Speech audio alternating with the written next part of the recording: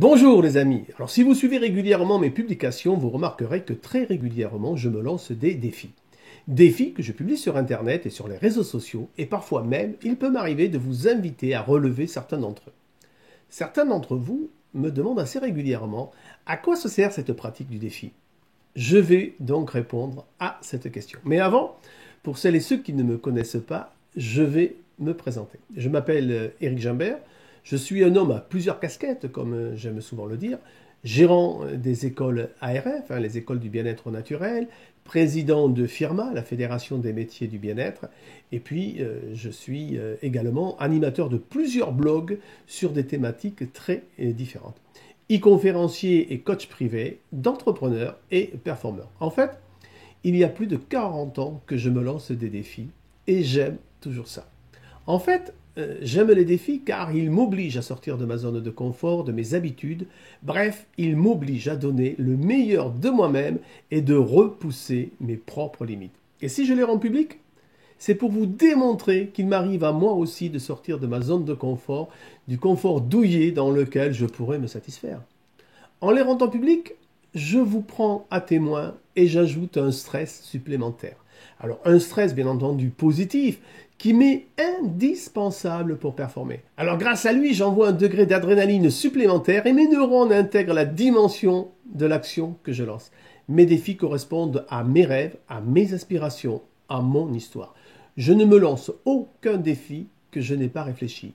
Le défi auquel je suis le plus attaché émotionnellement, c'est sûrement celui que j'ai pris devant mon père, le jour où à 27 ans, je venais de lui dire que je venais de déposer mon bilan de mon activité de photographe.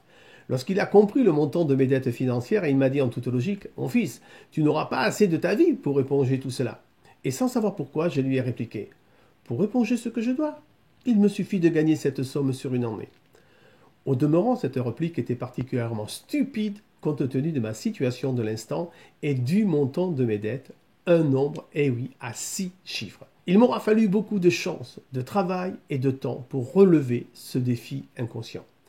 J'y ai mis plus de 10 ans. Et je peux vous dire que ce long parcours m'a appris beaucoup plus que ce que l'on apprend lorsqu'on réussit trop vite. J'ai appris des enseignements qu'aucune école de commerce ne diffuse. J'ai appris à mettre un mouchoir sur mes colères, mes sentiments d'injustice, et j'ai découvert la trilogie des 3D. Dépôt de bilan, divorce, dépression. Et grâce à cette phrase de défi, un peu imbécile au départ, j'ai mis en place inconsciemment un processus de reconquête qui me permet d'être aujourd'hui là, à la place où je suis. Mais je vous dois des confidences. Il y a des défis que je n'ai pas réalisés. Cela n'est pas grave. Et puis certains étaient à la lumière du temps passé stupides. Par exemple, lorsque je bossais dans le monde de la finance, j'envisageais pour mes 50 ans d'être député à l'Assemblée nationale et à défaut parcourir le chemin de Saint-Jacques-de-Compostelle. Le premier, quand j'y repense, me fait sourire.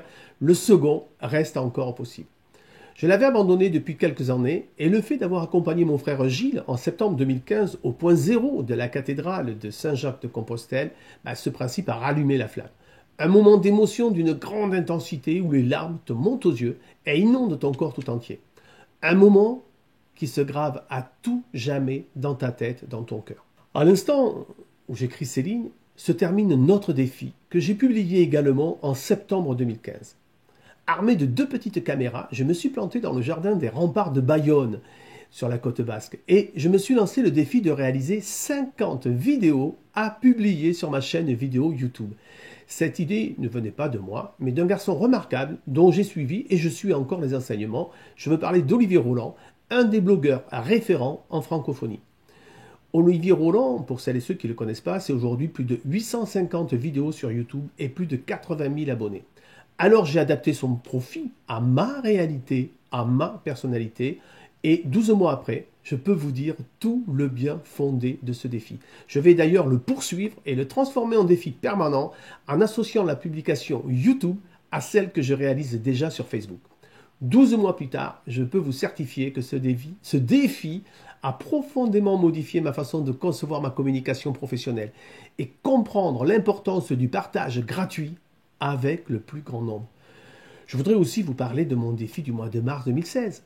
Gagner 60 minutes de temps tous les jours, alors sauf le week-end, pour pratiquer une activité physique et méditer. Voilà 6 mois que je poursuis ce défi dont la pratique régulière m'a permis d'amplifier ma créativité. C'est grâce à lui que j'ai créé l'Université de la Sagesse. C'est grâce à lui que j'ai lancé l'écriture de mon nouveau livre Secrets de réussite. C'est grâce à lui que j'ai lancé la diffusion des voyages formation. Et je vous parle même pas des bienfaits sur mon corps, moi, le non-sportif, qui me plaisait à dire, comme Winston Churchill, no sport. Quant à la méditation, elle m'a rappelé mes 20 ans lorsque je pratiquais la relaxation Nidra et que je faisais mes premières expériences dans ce que le commun des mortels baptise le paranormal. Bien sûr, il y a des défis que je n'ai pas encore totalement bouclés. Par exemple, l'écriture de mon livre Secrets de réussite. J'ai commencé à écrire mes 3 premiers chapitres avec plaisir, mais en oubliant de mettre un rythme dans mes périodes réservées à sa réalisation, son écriture. Heureusement, je m'étais fixé un timing de publication, alors il me reste encore 4 mois pour créer. Yes, it's okay. Et puis, il y a des défis que je n'ai pas réalisés parce que ma motivation s'est déplacée ou parce que j'ai mis une barre trop haute. Dans la majorité des cas, du moins pour mes défis, c'est surtout un manque de motivation. Rarement une barre trop, car l'intensité de ma motivation me permet de dépasser l'estimation de mes propres limites. Et vous, avez-vous l'habitude de relever des défis? Le dernier remonte à combien de temps? Si c'est récent, bravo, car les gens qui se lancent des défis vont plus loin que la majorité des autres. En vous lançant des défis, vous prenez l'habit des aventuriers des temps modernes. Et quel beau voyage que celui de partir à la recherche des limites de soi-même. J'ai toujours dans ma tête des défis en préparation. Je les classe par ordre de priorité et la clé de lancement de votre futur défi est simple. Il suffit de passer à l'action, car seule l'action peut mettre en route vos défis, vos rêves, votre désir de vivre pleinement votre vie. Voilà ce que je voulais vous dire sur le défi, sur les défis. Bien évidemment, ne prenez pas des défis susceptibles de mettre en danger votre vie, votre équilibre psychologique ou émotionnel, et encore moins celle des tiers. Pour aller encore plus loin dans votre recherche de l'équilibre de vie, dans votre dépassement, je vous propose de rejoindre l'Université de la Sagesse que j'ai créée en mars 2016 à la suite également d'un défi.